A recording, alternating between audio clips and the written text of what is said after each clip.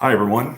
Thank you for tuning in to today's RedBrick Leadership Series event. I'm Connor Cadlick, the president of the Cleveland chapter. I'm joined here by the chair of the Cleveland chapter's Career Development Committee, Selena Gillespie, and today's speaker, Kevin Koval. Before Selena and I jump into today's questions, I'd like to provide a brief introduction for Kevin. So Kevin Koval is class of 2012. He is a manager in the supply chain and operations consulting practice for Ernst & Young.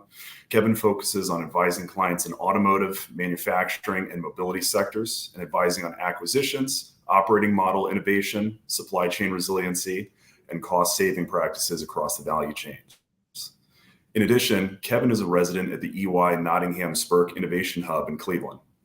The Innovation Hub combines Nottingham Spurk's designs and product development offerings, including iconic products and brands such as the Spin Brush Pro, the Swiffer Sweep and Vac, Little Tykes, and the Twist and Pour paint can with EY's digital, manufacturing, and wave space capabilities to help businesses drive efficiency, resiliency, agility, and growth throughout the end-to-end value chain. These two innovation giants have already been offering their competencies at Nottingham Spurk's campus. However, the newly customized space, which was launched in October of 2021, uses leading practice technology to further foster collaboration, innovation, and inspiration. His experience with supply chain operations stems from his tenure as supply chain professional with Stellantis, formerly Fiat Chrysler, where he has held a variety of roles in increasing responsibilities since his graduation from Miami, including a 3-year expatriate assignment in China, where he stood up a parts trading entity and managed a local staff of 20 plus employees. In addition, he supported the global sourcing of components in the APAC region for the first generation of electrified Jeep vehicles and managed constrained supply of materials for consumption in 4 different global regions. After living in Michigan, China, and Chicago, Kevin now resides in Cleveland with his wife, Jenna. So thank you for joining us on RedBrick Leadership Series, Kevin. Thank you for having me. So I guess let's go ahead and jump right into the questions. So I'll lead us off with a 2-part question. So Kevin, what initially sparked your interest in the field of supply chain management and operations? Was there a particular experience or influence during your early education before Miami that led you to pursue this career path? You know, Connor, that's an interesting question. And I often always thought of that during my time when I changed my major to supply chain and operations my junior year at Miami. I always knew and I always had the interest in that field. And I always had an interest in kind of the back end of businesses, so to speak, and sort of how things get done, you know, who's turning the wrenches, how things are happening behind the scenes, you know, how did that product on the shelf get there? And it wasn't until, halfway through my college curriculum that I realized that there was a solid and fast growing career track that really fostered that growth and provided those opportunities. Absolutely. So how did your, experiences at Miami shape your decision to enter the supply chain and operations field? So I think the biggest thing that I can go back and think to was the quality of the instruction, the quality of the faculty, and really the attention that the students got. One thing that I think a lot of people take for granted was Miami's teaching style in the business school, and particularly the very low student to faculty ratio. It was a teaching centered focus that I found to be very valuable. There's still classes that I remember, Management 302 with Rocky Newman, and Intro to Logistics Management with Dr. Lisa Elram. Amazing classes and the gold standard, the best of the faculty that Miami has, and really being able to give that focus to the students. You're not just cogs in a machine with research faculty and 100-person lecture halls for your upper, 300 and 400 level business courses. And that is truly a valuable experience, and really shaped and challenged me to think differently and be a lot more motivated to learn. Absolutely. No, and I certainly agree with that. And I felt the same way. Just that personal attention that you get in a lot of those Miami classes really help foster your interest in certain topics and It career does. path. It does. And it maintains, and it's allowed the ability to maintain relationships with, I mean, those names that I mentioned and more are people whom I kept in touch with. I'm, from a professional network remain connected to. And, I have the ability now to support in a recruiting perspective. So these are relationships that have truly benefited me, which I can hope to give back in that way as well. Absolutely. Yeah. And that's great. So I'll turn it over to Selena for the next question. Yeah, Kevin. So it sounds like you had an incredible experience at Miami, from networking to meeting friends for a lifetime. I wanted to backtrack and kind of ask you, with all of the possible schools to go to in Ohio and beyond, what made you choose Miami for your college experience? So I was a bit, I'll call it biased, in the fact I had not one, but two older siblings that both went to Miami. So I was no stranger to that campus from the time I was in junior high school. So I had been there a lot for family weekends and going down just to visit. I grew up in Youngstown, Ohio, so Oxford was only a 5-hour drive. So I had the ability and the opportunity to go down there a lot and visit for, like I said, for family weekends, football games, whatever the case might be. So, I really got to experience the campus growing in, as I was, going through high school.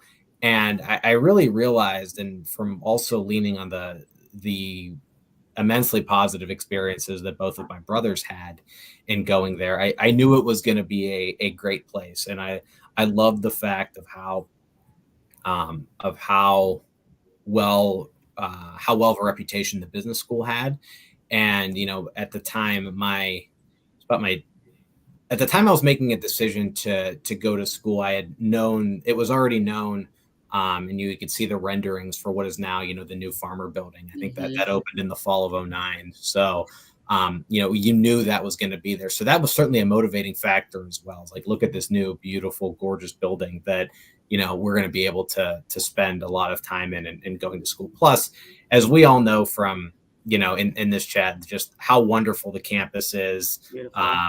The life we live there, the people you meet, the community of Oxford. It truly is an awesome place. And I couldn't have imagined making a different decision.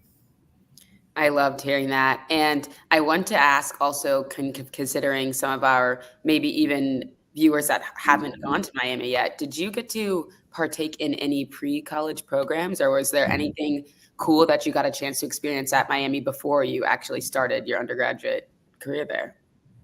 I did. And so I had the ability, in addition to, some advanced placement courses in high school, which gave some college credit, as well as some, we'll call, I think it's called co-education, if I'm not mistaken, but allowing to take some dual credit courses in high school through a different university, but the credits transferred. So it just put me a bit of a head start with some credit hours under my belt too. And selfishly speaking, as I think a lot on this chat know, we know that, or at least when I was there, I don't know if it's still the case, you schedule based on your accumulated hours. So I was always scheduling a bit ahead of most of my peers. So I always got first choice with, the courses I wanted to take, the particular faculty, and as well as the times as well. So that allowed me to go into it. And I think a lot of those things just helped enrich my time there. But there was one particular example that I just thought of, that you jogged my memory, Selena. When I took an official campus tour at Miami. I can't remember if it was my junior or senior year of high school, but as I had mentioned, like I said, I was very familiar with the campus. I've walked it, dozens upon dozens of times. The undergrad admissions office helped me, and I had put in the request, is there any way I could just sit in and observe on a specific business course, just to get an idea, what is a college class like? And, they helped me. They made a connection with the professor teaching a class. I can't remember which class it was. I think it was a finance course, but so that just gave me the ability to know, and that really, influenced and assured me as well that, hey, they have, they have their students' interest in mind. And so getting that experience of sitting in on a college course too, while I was in high school, on campus, was something that I continue to remember. I couldn't agree more with that sentiment. I know similar experiences with me. I went to some programs pre-college within Cleveland that had Miami faculty coming to Cleveland, coming into our high schools and talking about Miami, and then taking us to dinner with our families. Like, they have the most personal, like, recruitment style. And then you can apply to some of those programs that bring you to campus, and you can sit in on classes. So I couldn't agree more. Miami is great at getting you from the beginning and making you feel like they really value your experience there. So It's great. Yeah. And so I guess taking a step back, so we talked about classes, but Kevin, was there anything else at Miami, about your time there that you believed helped shape your career, such as, particular student organization or other experience outside the classroom? Yeah, I was I was a member of the supply chain management student organization. It was very it wasn't as big as it is now, and that's a great thing to see. I think my graduating class, I want to say, had only maybe between 30 or 40 supply chain majors. And I know that number has grown considerably, which again is a testament to the students and the faculty and the business school itself. So that was one of them. But I was also a teller at the student credit union at Shriver Center at the time. And so that was a great experience with, just understanding, how to run an operation. And there's obviously a lot that you needed to do because for those who are familiar with it, it's, for all intents and purposes, it's a full service bank. And there were, drawers and cages full and, safes full of money there that we were responsible to maintain. So that really instilled a huge sense of responsibility, and obviously an oversight that needed to be done. But, in terms of onboarding new student employee volunteers and interacting with a lot of other students, that was a big experience that I continue to look back on.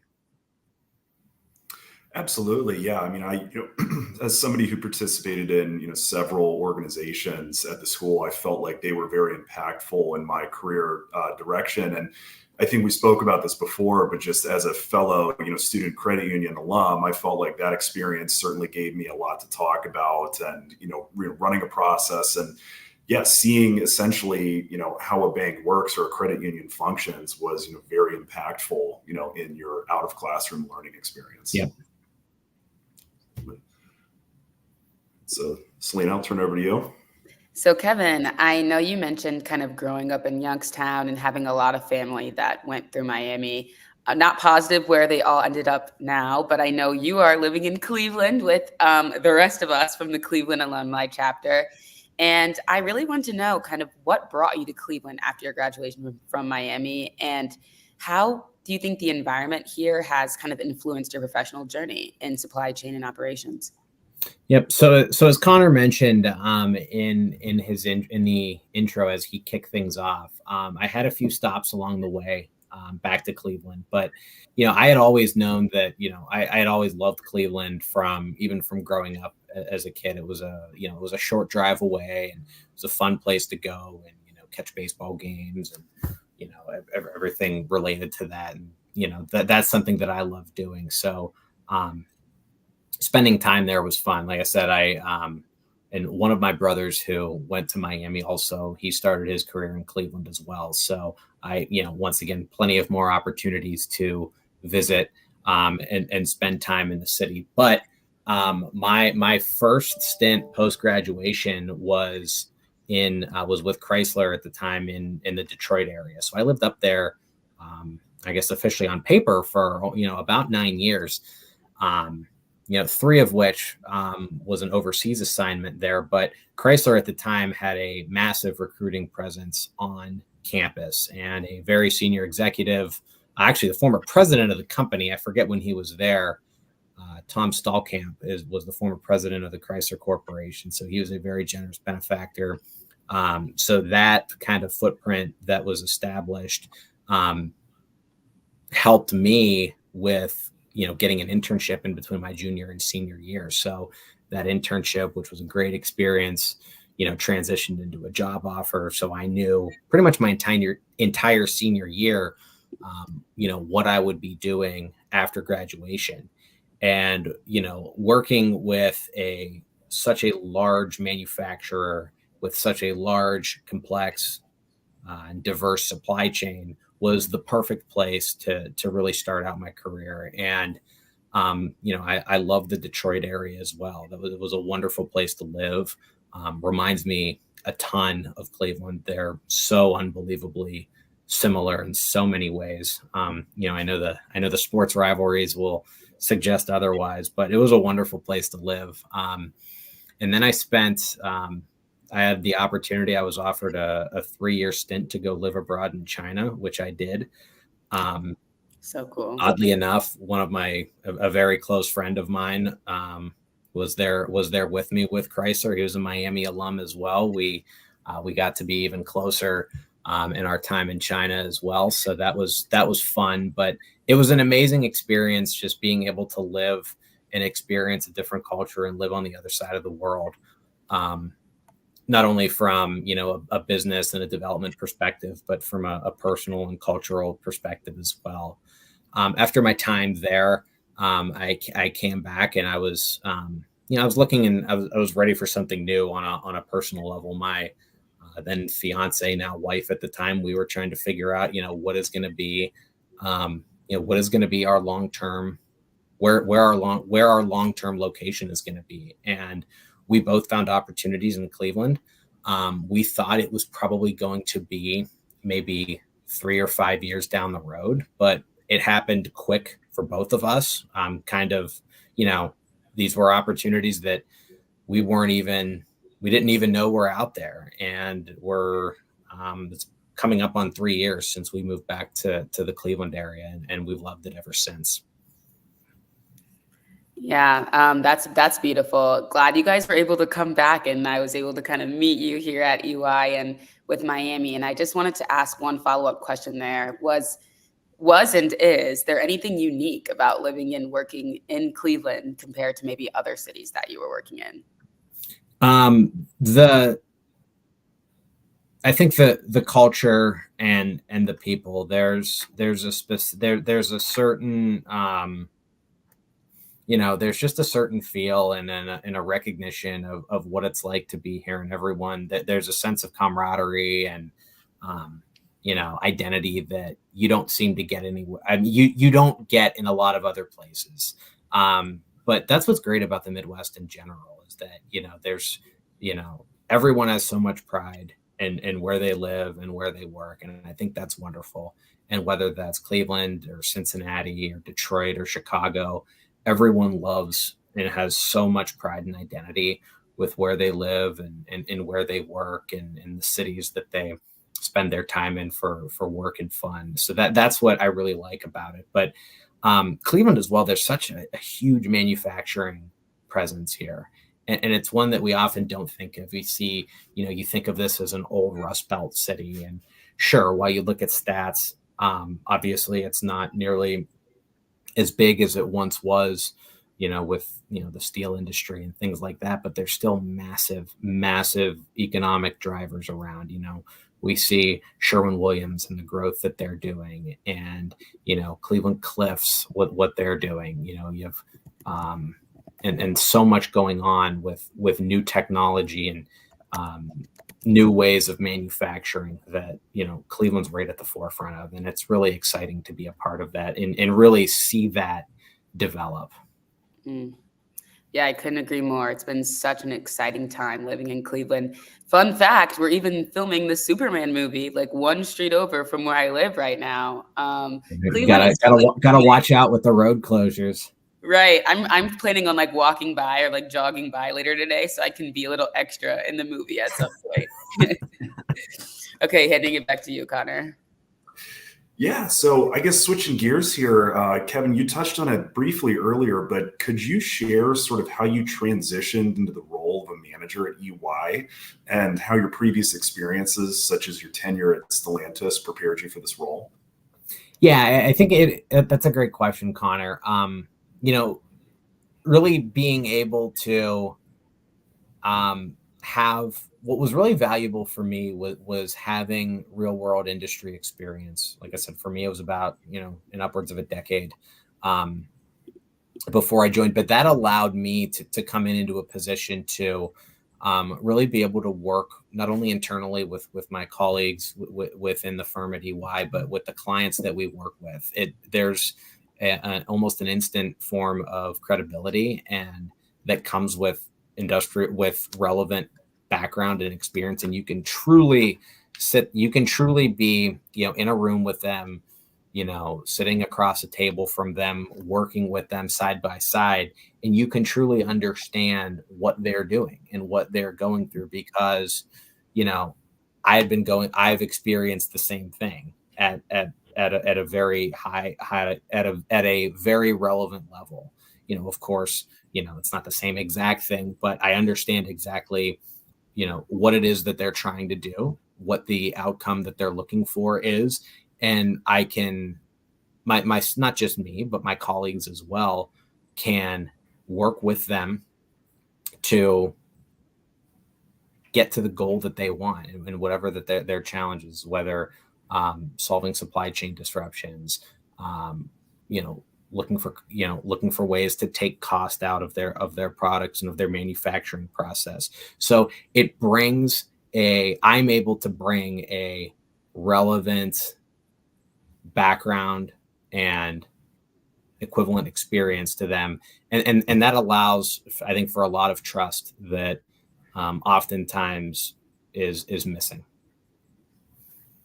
Yeah, absolutely. No, I mean, just reading through that background, and it seems like you have, sort of a strong background for that role. So definitely makes sense. So I'll pitch it over to Selena for the next question.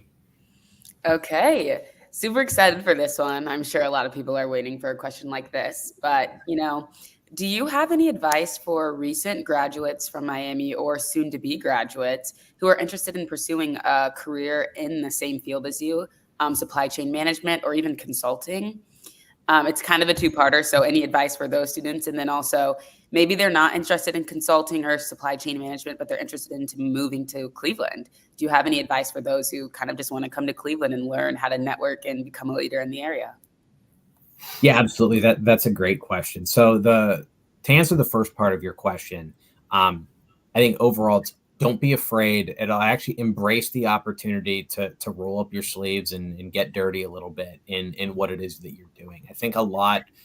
This was particular for me. There was you didn't have the expectation of actually, kind of getting into the nitty gritty, so to speak, of what it is that goes on. And what I'm speaking of is, some of my fondest memories is working directly in a manufacturing environment. My first role was, I was a shift supervisor in an internal trucking unit of Chrysler. So I worked directly with trucks that supplied our plants and moved our vehicles in and out of the network. So I worked a lot with the drivers themselves, supervising in a union bargained environment. And that was an amazing and wonderful experience that I had, that I could not recommend any further, because it really allows you to understand what is going on.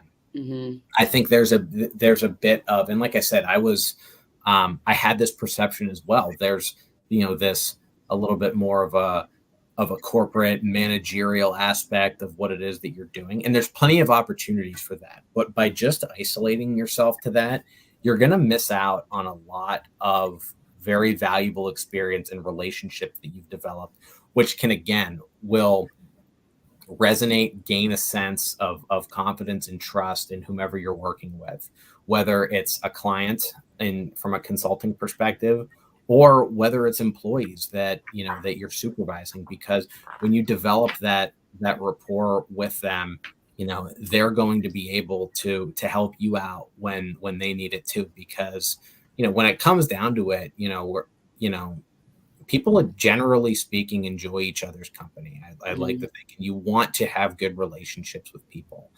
And that's something that I was able to do. And I was definitely, I'll say lukewarm at best to starting in that way, but it did not take me long at all to realize how great of an experience it truly was. And I can still remember, working afternoon and midnight shifts, in the city of Detroit and even across the border in Windsor, Canada, in my first job. And it was, nothing but fond memories.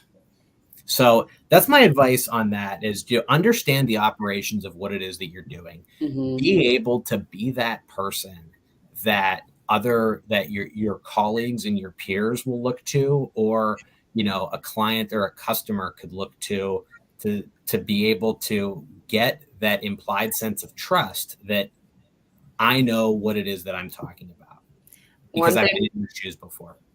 Love that answer. One thing I want to highlight from that, which I found to be super, super interesting, and things that I've heard a lot through some of my recent undergraduate or recent friends that just graduated, was that there's a little bit of a sense of imposter syndrome when you graduate college and you go into your first job and you're wondering, do I have the qualifications to be here? What skills do I need? And I think that's something that I heard from you, which is beautiful, is that you started on the shop floor looking at shifts and seeing what people are doing on that granular level. And I think that's a great piece of advice for students that are just graduating, is understand that you don't know everything, and that you might be starting from the bottom or starting in a place where you are truly opening all of your knowledge. So I think it is okay. And it is a good thing. It is a great thing to not know everything, and even to admit and to say that you don't need to feel the requirement to be in that position, because no matter what job you start in, you're going to have a support network, being your peers and your managers, to help you out. And it is their job to teach you as well. You don't need to know everything, and you don't want to be the person that thinks that they know everything. It's okay not to know. It's way better to learn than it is to think that you know. That is a great point. It is okay to raise your hand for help and to say, I don't know this. You don't need to have an answer to everything. It's okay to say, I don't know, but I will find out. I don't know, but let me talk to my colleague who specializes in this. Let me speak with my manager about this. Whatever the case might be, it's okay to know that, because we think it's a bad thing, and we want to prove ourselves to show that. But what's worse than not knowing the answer is to give some answer that has very minimal substance, or even worse, to lead them down, to give a wrong answer. So that's an important thing. And Selene, I want to go back to your point too about, advice for people who are, looking for opportunities in Cleveland, who are looking to move to Cleveland. I couldn't recommend it enough. I love living in this area. It is such a great place to be. It's, like I said, with my journey, growing up as a kid, it's very familiar. It's close to family, which is great. I have, great friends here as well. Some of my two closest friends in the area are people who lived 2 or 3 doors down from me in Havochurst Hall in the fall of 2008. So they're, as we all know, as alums, the friends and the people that you meet will stay with you for the rest of your life. So that's something that I can't recommend enough. There's just so much opportunity in this city, regardless of what field you're looking to be in. Couldn't agree more. And even the better thing with that too is, and Selene, you've introduced it to me as well, but the Alumni Association has, amazing events. If you just want to, hang out with some Miami people, and just, reminisce on the old times, or meet new people, or network.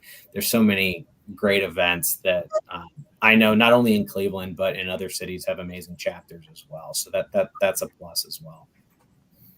Yeah, I agree. We just had a beat the clock last week. We do literally everything Miami and Cleveland. It is so fun. And it's definitely rekindled me with a lot of old Miami friends and new ones I didn't know were in the area. It's a great way to network and, meet new professionals. So thanks, Kevin. All right, handing it back to you, Connor.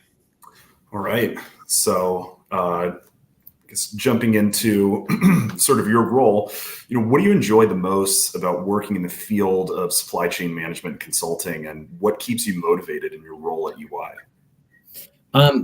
What I enjoy the most right now is kind of the diversity of clients and the businesses that they're working in that I get to see.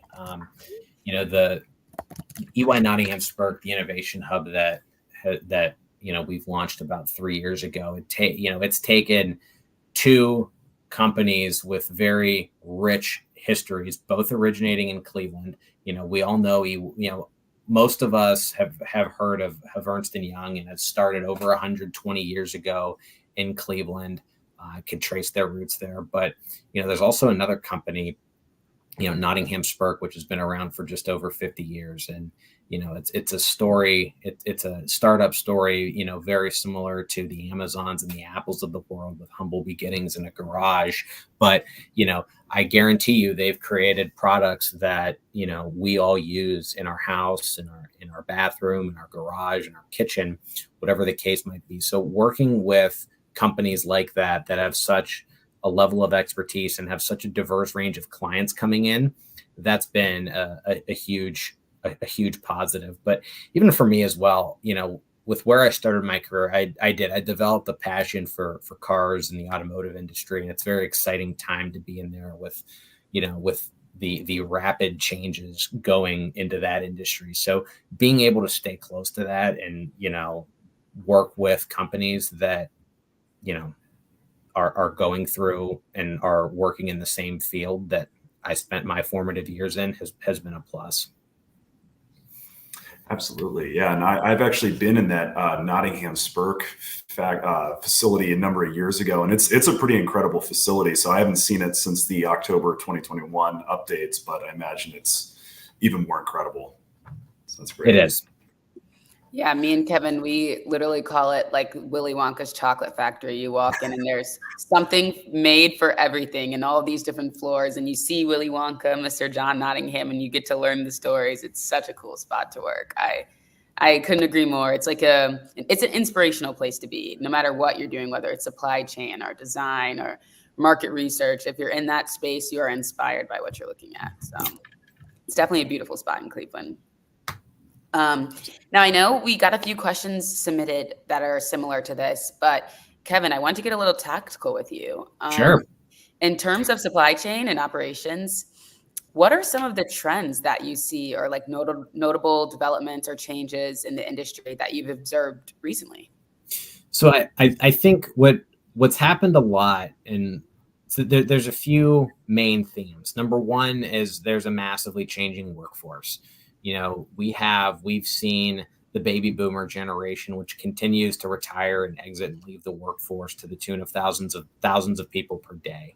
Mm-hmm. So, we have never seen a transformation in the workforce like that certainly in my lifetime.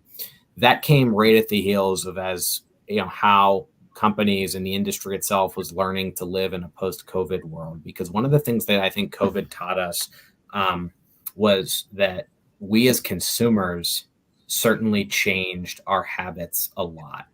And there were changes to the way we live our lives, where we work, how we work, that had so much ripple effect that it took companies and people and, executives, finance organizations, manufacturing, supply chain organizations, some of the brightest people, it took them months, if not years, to learn how to adapt to that. Because, up until then, I like to say we as consumers, up until we'll call it March of 2020, we were kind of boring. And what I mean like that is, we got in our cars, speaking from a Midwest perspective, we commuted to work, we worked in our offices 5 days a week, and then we came home. So we knew, where we would be eating lunch and what we would buy and what we would buy at home and what we would buy out on the go.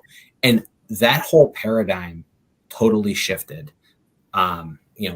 with the lockdowns, and it really caused us a lot to change the way of how we live and how we operate, how we consume products, which has huge ripple effects in the supply chain. So, it took many years for the supply chain to recover with that, because, as we all learned, the one good part, selfishly, that I say about COVID and its impact on the supply chain is that I think it raised a lot of awareness into what we do in this field that a lot of people, frankly speaking, just didn't know about, and I think it brought a lot of attention into how complex it truly is, and that it was such a well-oiled but very lean machine.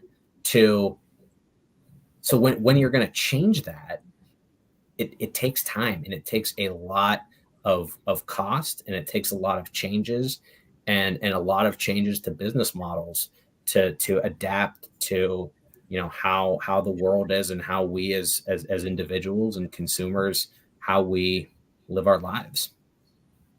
So that there's just been so much changes with that. And like I said, with the workforce, there's such a huge challenge that a lot of companies, particularly manufacturers, have with with finding people to fill employment vacancies. We have insanely low unemployment, yet insanely high job openings. There's certainly a lot of there's certainly a mismatch in in the right skills for what the economy requires. But I think the encouraging thing to see is that there's a huge shift in getting people into the manufacturing field and into different skilled trades, which will certainly help from a manufacturing perspective, because those are much needed jobs that haven't been filled. Because with all those people that retired and that walked out the door, all of that knowledge went with them. There was so much tribal knowledge that walked out the door with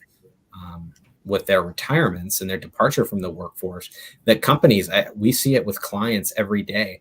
Clients admittedly did not do a good job of cross training and upskilling their workers to be able to adapt to that. So when a machine breaks down, we don't know how to fix it because John retired last month and he was the only one who knew how to do it.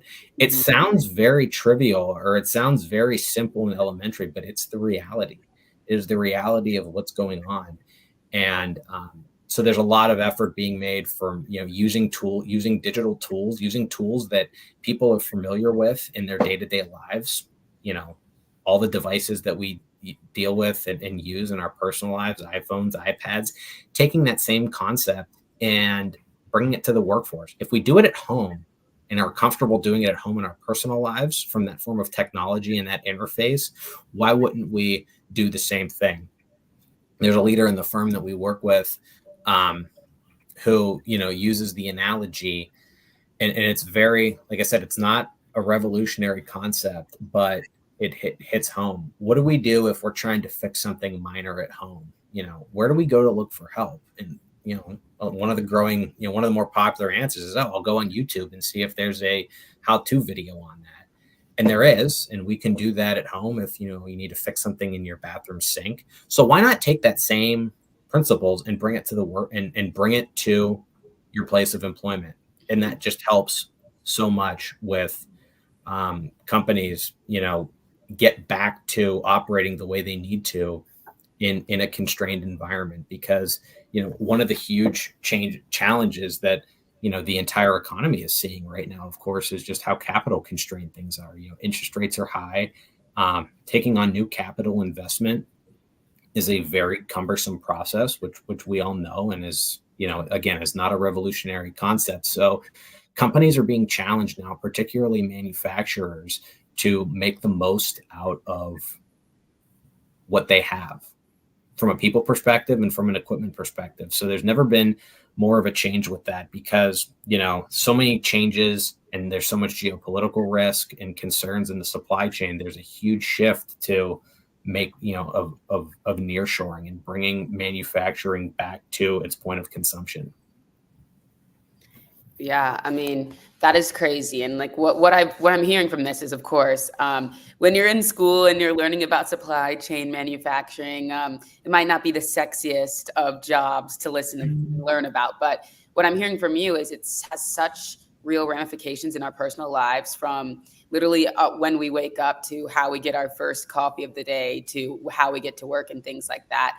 And it sounds like we're in a huge world of change and future best practices that our people are making up now, whether it's bringing AI into the shop floor, augmented reality with training videos, anything you can think of. So it sounds like there's a lot of opportunity for growth in the sector, and that, new upcoming graduates going into supply chain have the opportunity to make true differences and bring new innovative ideas to the table. So that's super, super dope hearing you talk about that. Absolutely. And I want to know, just specifically within Cleveland, how do you see the city of Cleveland's role evolving in the context of maybe innovation and also, innovation within supply chain? Cleveland's got a great luxury of its geographic proximity. It's very well positioned from a huge chunk of the population.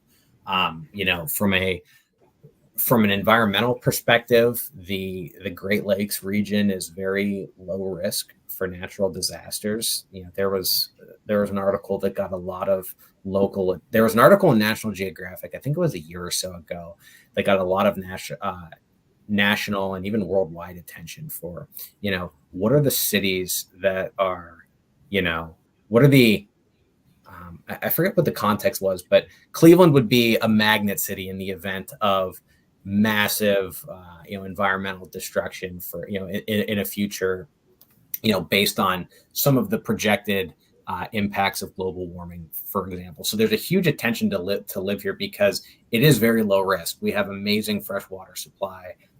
The transportation infrastructure is there. And that's what's great about this entire region. You've got access to, some of the major transport arteries across the country, I-80, I-90, and not just in Cleveland, but cities around here as well. Like, Toledo, Ohio is a great example of a massive deep water Great Lakes port. You've got some of the three biggest transport interstates going right through there, railroads as well. So Cleveland in this area as well is extremely well positioned to support future manufacturing. We're very close to a lot of the existing automotive infrastructure, and there's a lot of new development going on with that, especially with the inevitable shift towards electrification and different sources of energy from a mobility perspective.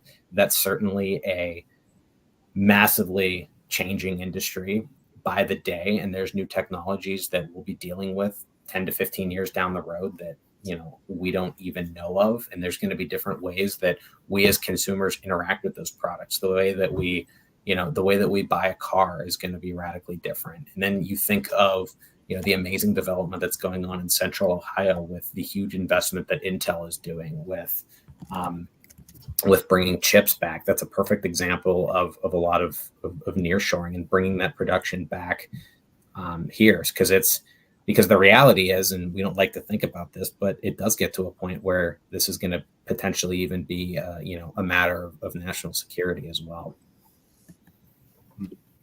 Well, I'm never leaving Cleveland after that. It's another reason to stay, right? Exactly. So I guess taking a step back from just a Cleveland perspective, so living in various locations like Michigan, China, and Chicago before settling in Cleveland must have provided you with diverse perspectives. So how have these different environments influenced your professional outlook and your problem-solving approach? Yeah, absolutely. There's the biggest thing is it's just exposed me to a diverse array of ways of thinking, of how different people operate, how they live their lives, different cultures, all the likes of that. And there's the saying, there's no two ways to, I think, there's no two right ways to identify a problem, or there's multiple ways to solve a challenge. And that just gives you that perspective. And it goes back to the credibility that you can, demonstrate towards, with your colleagues and with your customers or clients. But there's just been so much that it's exposed me to. But I think the biggest one, especially from a supply chain perspective, is just the ever growing complexity that exists, not only of shipping products and raw materials around the world, but even dealing with currency and fluctuations with that, dealing with customs and tariffs challenge that shapes a lot of decisions, because these major decisions that get made of where to buy a product, where to manufacture a product, where to source your materials from, they're not decisions that can easily be reversed. It's very complicated to undo that, and it takes a lot of time and money to do that. Sure, we as consumers, if we don't like where we buy a product, we can go somewhere else and look for it, or we can look for a competitive brand, or go to a different store to buy it. When you're a manufacturer, and I'll go back to my automotive experience, you can't just resource necessarily a product. It is very complicated and timely and expensive to do so. So these are very important decisions. So it's important to arm yourself with every perspective possible and all the information possible, and those experiences and knowledge really help shape you in being able to advise on the appropriate decisions. No, absolutely. Definitely agree with that. So I think we're sort of running up on time. So I think we'll just try and jump through these last couple questions and then try and see how much of the audience Q&A we can get done. So Selena, did you want to take the next question, or do you want me to take it? You can have the next one. I'll do the last one. All right, perfect. So Kevin, your career is involved advising clients on the operating model innovation, supply chain resiliency, and cost-saving practices. Could you share some examples of innovative strategies you've implemented to address these challenges throughout your career? Yeah, absolutely. There's two that come to mind. One of which was the internal parts trading company that we talked about that I supported and stood up in China. And we had, my company at the time was a product of mergers and acquisitions, and we found so much redundancy and within our sourcing patterns and supply chains. So there was so much opportunity to capitalize on existing infrastructure and existing capacity all around the region to, really unify our collective buying power and our relationships with suppliers in that region to eventually just deliver value. And that could be from a complexity reduction standpoint, from a customer service perspective, and from a global sourcing perspective. So it's taking what's there and not having to replicate and buy more. I know it sounds like a simple concept, and when I explain it that way, I know that it is, but these are challenges that had been there for decades, yet hadn't been addressed. I think the other thing that is sensitive, particularly today, we see it as consumers with rates, and we all know what the challenges with interest rates, with buying homes and cars, but companies see it as well. And I touched on it earlier with the timeliness and the constrained capital. So there's a lot of companies and services that are now offering products as a service model, and it gives clients and it gives companies a lot of ability to be a bit more confident that they're not making such potentially a long-term decision, but it's a clever way of doing so as well, where it doesn't hit a capital budget, where instead it becomes an operating expense. So again, simple way of innovating and maybe getting around what was a previous challenge. We don't need to buy this equipment and pay for it and then depreciate it over 3 to 5 years. Instead, I can lease it from a manufacturer, operate it as if it were my own, but just pay for it in a different way, in a more flexible way. Absolutely. No, great information. Thank you. And I'll turn it over to Selena for the last question. Yes. So we can finally jump into story time. And I tweaked this question a little bit, Kevin, so bear with me. But could you share a memorable experience or project from your career or maybe from your time at Miami that taught you a valuable lesson or, impacted the way you looked at your future?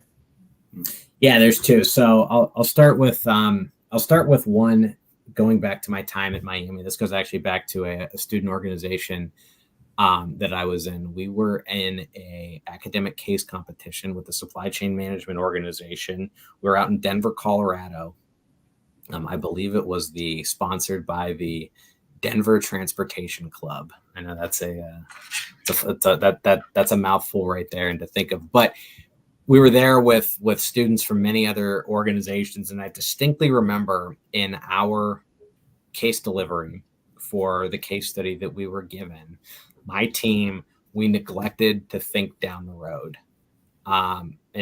think years down the road. Is how will the decisions and path that you're recommending, how is that going to, what are the impacts of that going to be 5 years down the road, for example? And are these decisions that you're making considering what risks might be there? And if these decisions that you're making to recommend to get to a certain level of growth, how are you going to attack that 5 years down the road? So don't be foresighted. That was one of the things that I learned. Always be thinking in a future perspective. So, what are the decisions that you're making today? How is that going to shape what's going to happen in the future? And then I think from a working perspective, there was so much that got uncovered. This was just, this goes back to, recoveries from COVID. There was so much that we, from an industry perspective, learned when we were trying to restart automotive production in like May or June of 2020. A lot of plants and factories around were down for a couple months. And once we figured out how we can bring, how we can operate again, taking, the health and safety precautions into consideration, but we just uncovered so much about how our suppliers were operating, how we were operating. There was just so many changes, or there were so many past practices that we really challenged ourselves and all of our partners into thinking differently, because we kind of uncovered, really don't need, this old way of thinking and working. We've proven that it's not really true. It was just kind of expected. So we just challenge ourselves to think differently. And you could either think ahead and do that way or react to the information that you're seeing right in front of you. Wow. That's awesome. That's similar it's crazy that you learned such similar lessons in college and outside of college. So that was beautiful. That's great. All right. So I think we'll flip over to answer some of the audience questions with what time we have left. So kicking it off with the first one that came in. So back in ancient times, while majoring in systems analysis, we had to take over 2 years of operations research courses. Does Miami still offer those courses? I guess maybe, while you were there, was that something you saw, or what did that look like for you while you were there? There was the curriculum for supply chain had, there were definitely multiple operations management courses. There were courses in quality systems and management. There was information systems and analytics,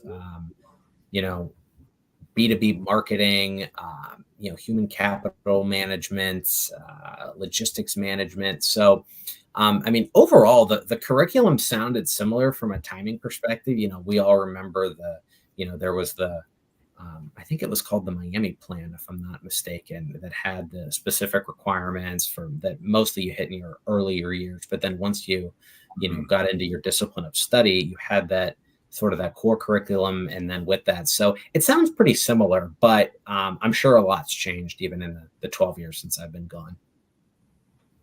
Gotcha.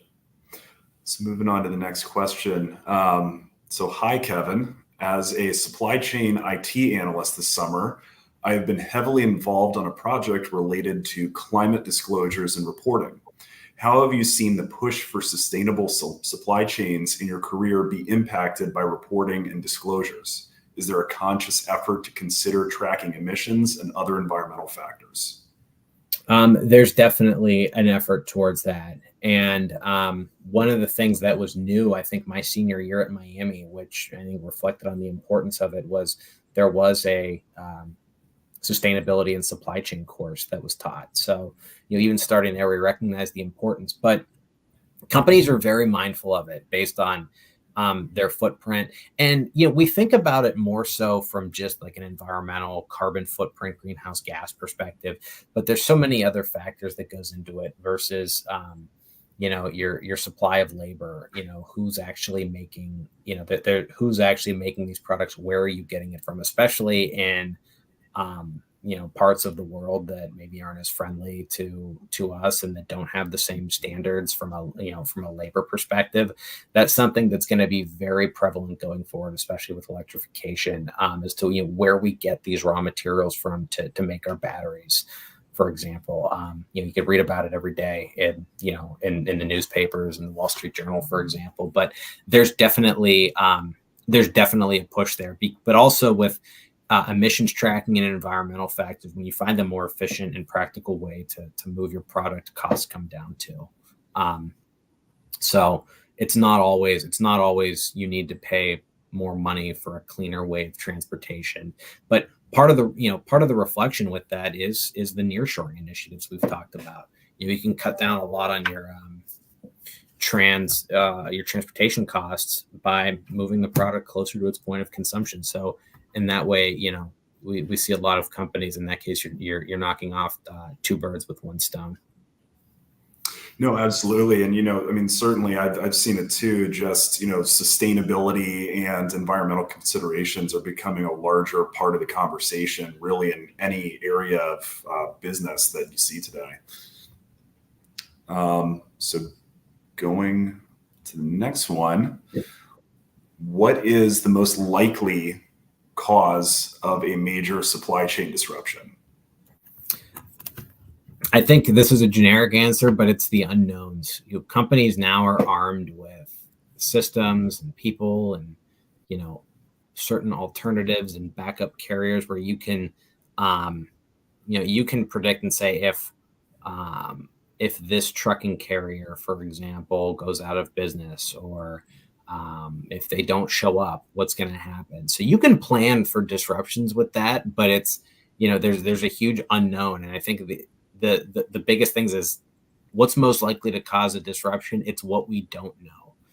We know, especially with AI and analytics and, the power that we're just starting to scratch the surface of, we know what people might be shifting towards, and we can track that based off of, social media impressions and even macroeconomic indicators and housing starts, for example. But, we don't know when there's going to be a natural disaster or, a major shipping artery gets blocked for, geopolitical reasons. So those are the main ones. I think right now, the most likely risk and disruption is geopolitical risk, in my opinion. Absolutely. Just seeing a lot of activity around the globe. I can certainly see that too. So I think we have time for one more question. So are there, Selena, did you want to take that last question? Yeah. I think one question that everyone was kind of interested in knowing was there anything, outside of work or even outside of Miami that you did that kind of helped grow you professionally and helped prepare you for these roles that you've taken on? That's a great question. There's such a breadth of opportunities, whether it's, staying close to the community and just to students, and there's a way to give back, which I find is helpful. But the things outside of work, I think that can help the most professionally are organizations like this, alumni association, just meeting people and networking. It's how you find new opportunities. If you're stuck in a job that you might not like and you want to look for something different, jump out of your comfort zone a little bit and, look to meet new people, because there's going to be so many opportunities out there that you don't even know exist. And so that would be my biggest recommendation is, jump out of your comfort zone a little bit, network with people, go to alumni mixers, go to, professional events out in the area, wherever it is that you might live, because I think meeting people and just talking to people is going to be your most powerful tool. Well said. I couldn't agree more. And I think that's all of the questions we had for you today, Kevin. Well, thank you both. I really appreciated it, and I really enjoy and thank you for the work that you do with the Alumni Association. Like I said, it's been fun to stay connected to my time at Miami. It was certainly, while it was only 4 years, it certainly has a lasting impact. So I'm happy to take part in this, and I appreciate the help and support that you two have provided and inviting me to speak today. Absolutely agree. Well, again, thank you so much for joining us. And to everyone watching, that'll conclude today's webinar. So thank you for tuning in.